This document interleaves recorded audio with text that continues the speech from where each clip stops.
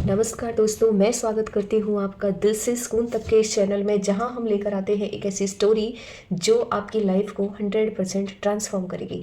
इस स्टोरी में हम बात करते हैं कुछ ऐसी चीज़ों की जो हमारे दिल को सुकून देती हैं और हमारे दिमाग को शांत रखती हैं। आज मैं लेके आई हूँ आपके लिए एक ऐसी स्टोरी जो इस चीज़ को सिद्ध करेगी कि क्या भगवान में विश्वास करना चाहिए, क्या भगवान हमारी चीज़ें सुनते हैं, क्या हमारे बुजुर्ग जो कहते थे कि भाई सब ठीक हो जाएगा, गॉड पे विश्वास कीजिए, भगवान पे विश्वास कीजिए, तो क्या ये चीज़ें सही हैं। जेड जैन जो हमारी जनरेशन है और हम सब हैं, इसी स्टोरी से हम बहुत सारी चीज़ें सीख सकते हैं और आप फिर से दिल को सुकून दे सकते हैं। तो एक बार एक डॉक्टर होते हैं न्यूरोलॉजिस्ट, जो दिमाग का इलाज करते हैं या नर्व सिस्टम को ठीक करते हैं, ब्रेन सर्जरी में भी वो एक्सपर्ट होते हैं। वो मुंबई के ब्रिच हॉस्पिटल और गुड़गांव के मेदांता हॉस्पिटल के मेन डॉक्टर होते हैं।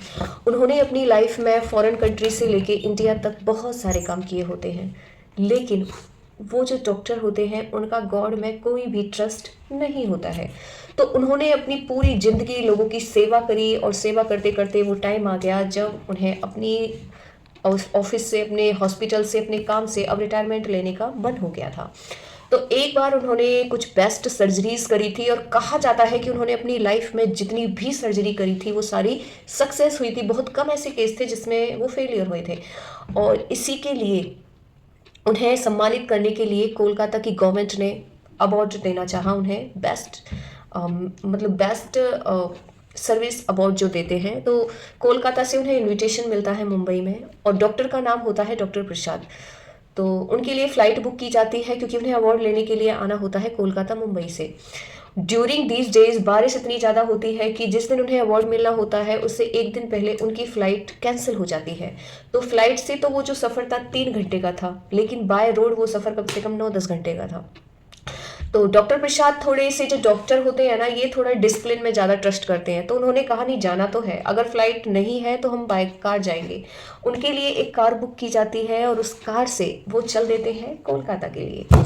अब बारिश तो थी ही और कोलकाता थोड़ा सा फ्लड एरिया मतलब हो है वहाँ पे, जैसे ब्रह्मा जी, हमारी ब्रह्मपुत्र नदी वगैरह वहाँ बहती हैं, तो थोड़ी बाढ़ ज़्यादा होती है।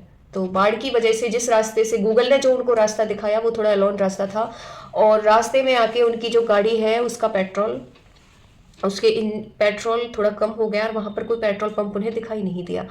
तो बारिश इतनी तेज थी कि ड्राइवर ने कहा कि अब गाड़ी पर बहुत जोर पड़ रहा है, रोड से हम कैसे पहुंच पाएंगे, इसके लिए किसी से थोड़ा सा पेट्रोल लेना पड़ेगा, लेकिन यहाँ तो कोई पेट्रोल पंप दिखाई नहीं दे रहा।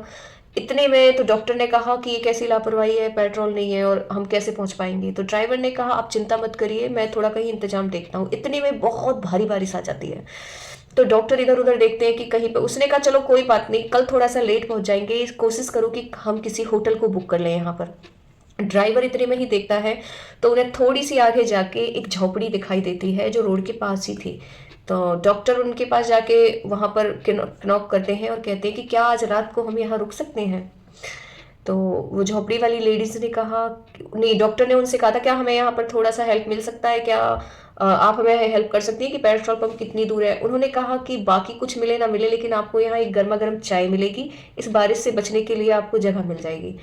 जैसे ही डॉक्टर उनकी झोपड़ी के अंदर झांक कर देखता है तो वो कहता है कि मैं यहाँ कैसे, थोड़ा ईगो तो होता ही है ना, तो कहता है कैसे, क्या मुझे, मैं इस घर की चाय पी सकता हूँ? नो। उन्होंने कहा अगर आप हमारी हेल्प इतनी कर दो, यहाँ पर कोई पेट्रोल पंप है क्या आसपास, हमें अपनी गाड़ी के लिए, हमें टाइम से पहुंचना है। तो वो जो लेडी है ना, वो रात की पूजा की तैयारी कर रही होती है, दिए विए जला के बैठी रहती है, कॉटेज में तो रहती है। तो उसके हस्बैंड निकल कर आते हैं और वो कहते हैं डॉक्टर साहब, वो उनसे कहते हैं कि मैं ऐसे डॉक्टर हूँ, वहाँ जा रहा हूँ, मुझे ये प्रॉब्लम हुई है, तो मुझे आपकी हेल्प चाहिए।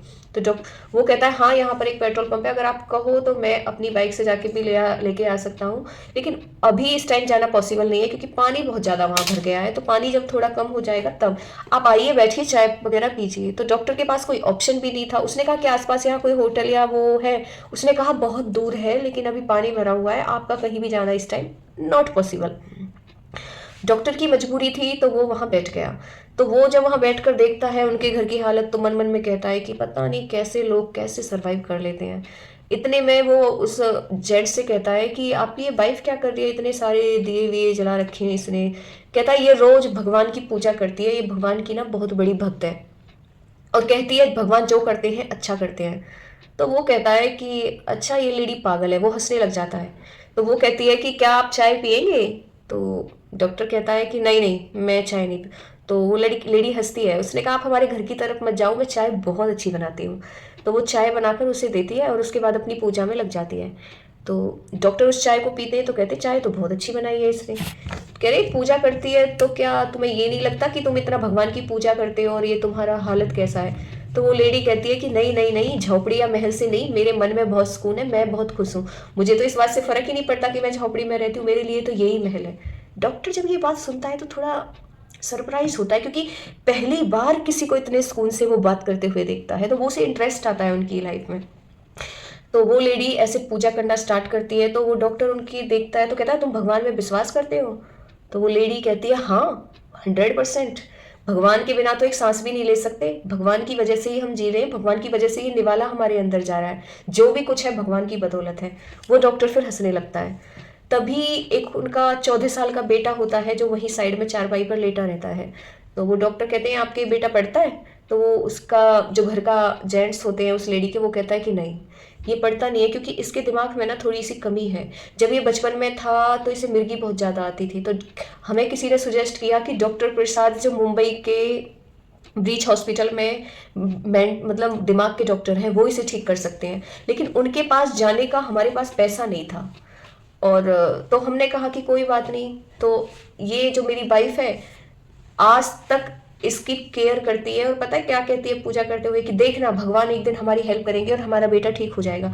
अब इस पगली को मैं कैसे समझाऊं कि डॉक्टर प्रसाद इतने बड़े डॉक्टर हैं, वो कैसे हमारी हेल्प करेंगे? क्या भगवान खुद उसे उनके पास हमें भेज देंगे या उन्हें हमारे पास भेज देंगे? ऐसा पॉसिबल है क्या?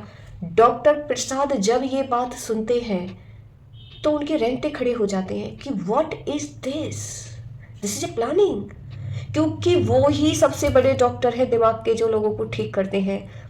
और आज बारिश की वजह से, इन सब की वजह से आज वो उनके घर में बैठे हुए हैं उस कॉटेज में। जब वो ये सुनते हैं तो एक सेकंड के लिए शॉक्ड रह जाते हैं।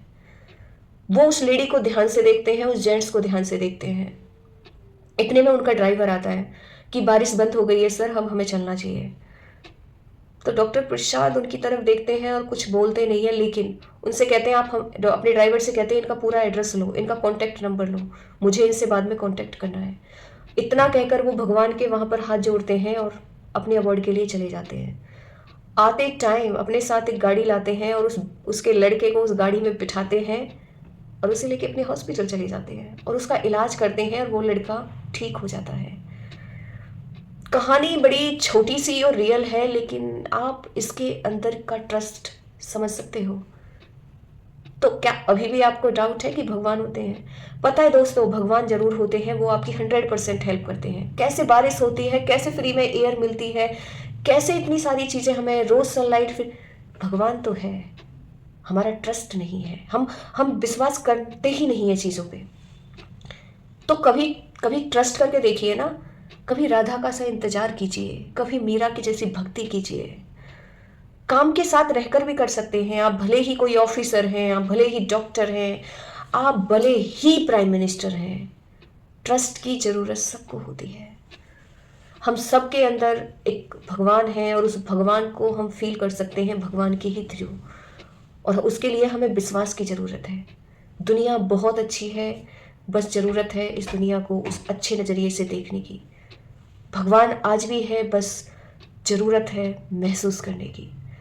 आई होप कि आप इस स्टोरी से रिलेट कर पाए होंगे और आपको भी लग रहा होगा कि लाइफ में कहीं चीज़ें रुकी हुई हैं, तो आप भी भगवान के भरोसे उन चीज़ों को छोड़कर आगे चलोगे और ट्रस्ट करोगे कि हाँ, भगवान एक दिन इन चीज़ों का भी सॉल्यूशन कर देंगे। आई होप कि आपको ये स्टोरी बहुत अच्छी लगी होगी, क्योंकि मेरे इस स्टोरी ने रेंगटे खड़े कर दिए, तो आप इससे ज़रूर कुछ सीखेंगे। और अगर भगवान में ट्रस्ट नहीं करते हैं तो थोड़ा सा ट्रस्ट करेंगे और अपनी लाइफ को ब्यूटीफुल बनाएंगे। तो फिर से मैं अगेन आऊँगी एक और स्टोरी लेके जो दिल से सुकून तक आपको फिर से सुकून देगी। All the very best. खुश रहिए, स्वस्थ रहिए, प्रसन्न रहिए, जो है पर्याप्त है। All the best.